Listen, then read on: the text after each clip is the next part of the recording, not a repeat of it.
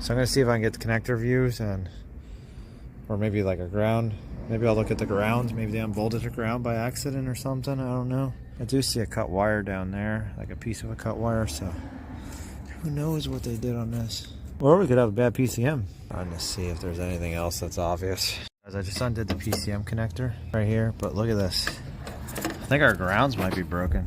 Like I was looking at this, and like I don't know if they're making good contact or not, but it looks like they might be broken in there. It's hard to tell.